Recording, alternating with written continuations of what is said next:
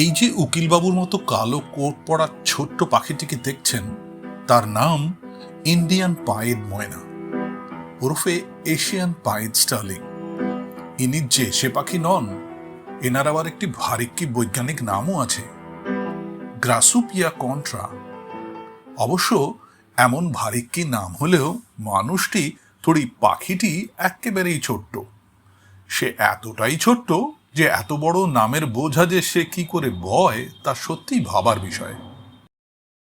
না না, এনার কালো কোট সাদা শার্ট দেখে মোটেই ভাববেন না যে ইনি এক্ষুনি সুপ্রিম কোর্ট থেকে birds versus Manja of the কাইটসের মামলা লড়ে বেরোবেন।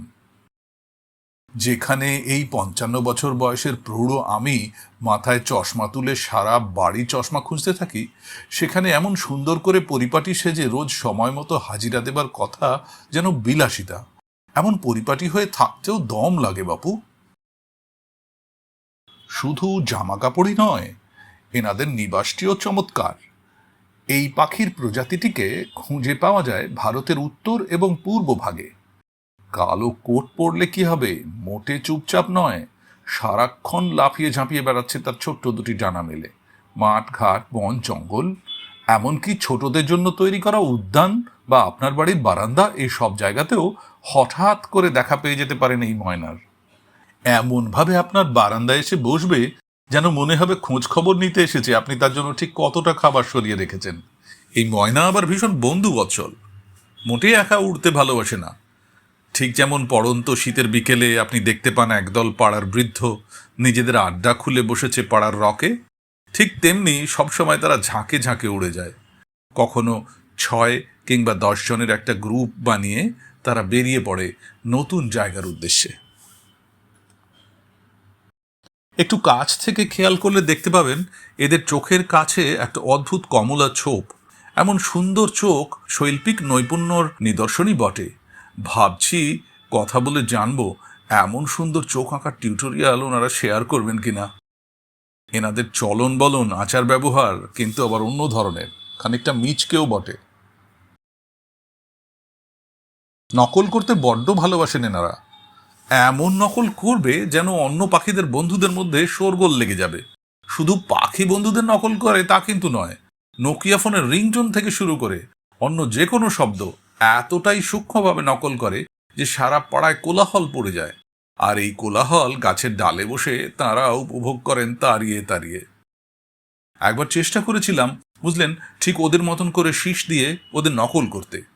এমন একখানা মুখ নিয়ে তাকালো যেন মনে হলো আমি তাদের খুব গুরুত্বপূর্ণ একটি আলোচনায় ব্যাঘাত ঘটিয়েছি।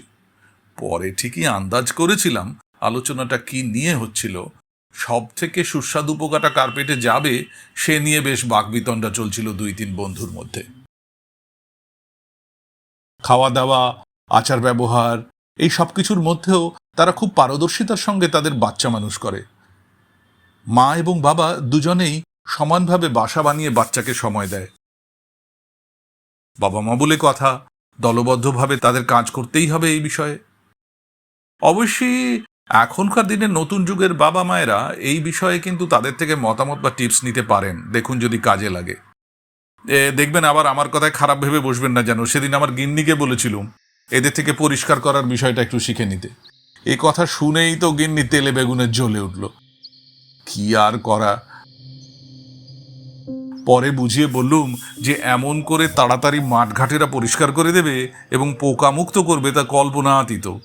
গঙ্গা ফড়িং থেকে শুরু করে গুবরে পোকা সবটাই এক নিমিষে সাফ। তাই জন্যেই এদের কৃষক বন্ধু সবচেয়ে বেশি। এরপর থেকেই পরের বার যখন দেখবেন মহাশয় গায়ে কালো সাদা কোট চাপিয়ে হনহনিয়ে হেঁটে থোড়ি উড়ে চলেছেন, একটু সময় নিয়ে দেখবেন, দেখা পেলেও পেতে পারেন অমূল্য রতন। দেখতে সাধারণ হলেও পালকে জড়ানো ব্যক্তিত্ব তাকে অসামান্য করে তোলে। অনেক কথা বললুম এই বেলা, বুঝলেন, এবার যাই। মনে হচ্ছে আমার ঘরের লাগোয়া বারান্দাতেও আমার পুরনো নোকিয়া ফোনের রিংটোনটা কে যেন নকল করলো।